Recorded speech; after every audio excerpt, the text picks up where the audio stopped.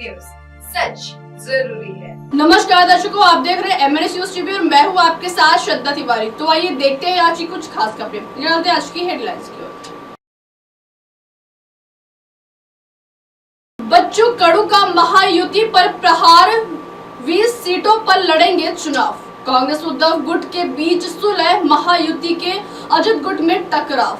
18वीं लोकसभा का पहला सत्र 24 जून से 3 जुलाई तक चलेगा। देखते हैं खबरें विस्तार से। बच्चू कडू का महायुति पर प्रहार, 20 सीटों पर लड़ेंगे चुनाव। लोकसभा चुनाव में महायुति से गठबंधन छोड़कर अलग रास्ता पकड़ने वाले बच्चू कडू ने विधानसभा चुनाव के लिए भी एकला चलो का रुख अपनाया है। गुरुवार को प्रहार जनशक्ति पार्टी की बैठक बुलाई गई है और इसमें 20 सीटों पर चुनाव लड़ने का फैसला किया जाएगा। बुधवार को नागपुर में पत्रकारों से बात करते हुए बच्चू कडू ने कहा, मुझसे यह पूछने की बजाय कि बच्चू कडू लोकसभा में साथ क्यों नहीं थे, उनसे सवाल पूछे। मैंने प्रधानमंत्री नरेंद्र मोदी के शपथ ग्रहण समारोह के निमंत्रण का इंतजार नहीं किया। एनडीए से एक एक कदम गिर रहा है, यह मेरे लिए सुविधाजनक है। हम उनके साथ रहे और उनकी मदद की, लेकिन 1 साल में हमें इसका खामियाजा भुगतना पड़ा।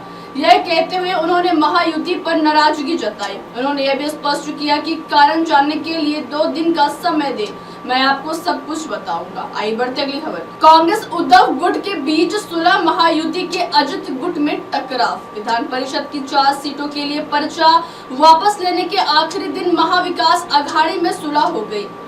बहरहाल भले ही महायुति में शिंदे गुट ने नाम वापस ले लिया हो, लेकिन 2 सीटों पर अजित गुट के उम्मीदवार भाजपा और शिंदे गुट के खिलाफ खड़े, इसलिए महायुति में नाकामी की तस्वीर सामने आ रही है। अजित गुट ने साफ कर दिया है कि यह महायुति की रणनीति का एक हिस्सा है। विधान परिषद के चुनाव के लिए नामांकन वापस लेने का बुधवार को महाविकास अघाड़ी में हुआ समझौता कांग्रेस की ओर से उद्धव ठाकरे पर महाराष्ट्र विधान परिषद चुनाव के लिए एक तरफा तौर पर उम्मीदवारों के नाम का ऐलान करने का आरोप लगाने के एक दिन बाद दोनों दलों के बीच बुधवार को समझौता हो गया तथा उद्धव गुट 4 सीट पर और कांग्रेस 1 सीट पर चुनाव लड़ा। आइए बढ़ते अगली खबर की। 18वीं लोकसभा का पहला सत्र 24 जून से 3 जुलाई तक। संसदीय कार्य मंत्री किरण रिजिजू ने बुधवार को कहा कि 18वीं लोकसभा का पहला सत्र 24 जून से शुरू होगा। इस दौरान नवनिर्वाचित संसद सदस्यों को शपथ दिलाई जाएगी।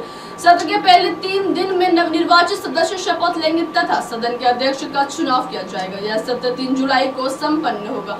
राष्ट्रपति द्रौपदी मुर्मू 27 जून को लोकसभा और राज्यसभा की संयुक्त बैठक को संबोधित करेंगी और अगले 5 वर्ष के लिए नई सरकार के कामकाज की रूपरेखा पेश करेंगी।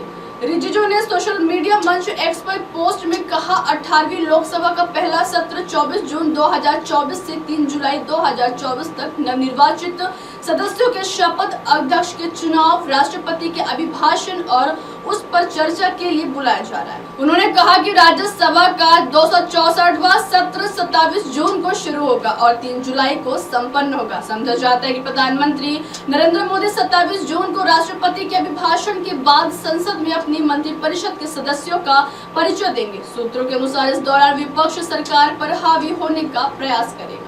अब आप हमारे न्यूज चैनल को आपके मोबाइल पर भी देख सकते हैं। मोबाइल ऐप पर देखने के लिए प्ले स्टोर से MNS news TV app download करें। इंस्टा, हाई, ट्विटर जैसे कई सोशल मीडिया प्लेटफॉर्म पर हमारा चैनल उपलब्ध है। आप इस यूट्यूब पर भी देख सकते हैं, आप इसे लाइव भी देख सकते हैं www.mnsnewstv.com पर। अब आपको चला दर्शकों, ब्रेक से लौटने के बाद देखिएगा देश और दुनिया की तमाम बड़ी खबरें। बने रहिए MNS न्यूज टीवी पर। नमस्कार।